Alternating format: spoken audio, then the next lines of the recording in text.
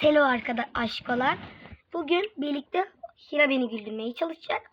Ne yapayım ben bunu çünkü? Koy içine. Hira beni güldürmeye çalışacak.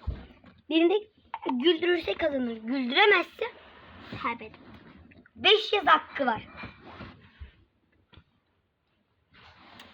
Hadi başla bakalım.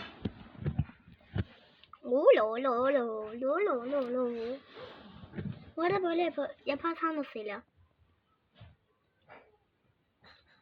Böyle sayılıyor bu arada. Hani böyle şey yapıyorsun ya. Yapıyorsun ya gülmemek için. O güldüğünü sayıyoruz, tamam mı? Şu mu? Evet.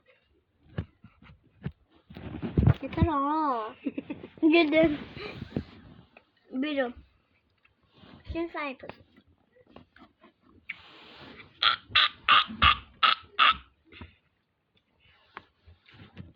Yeter ha.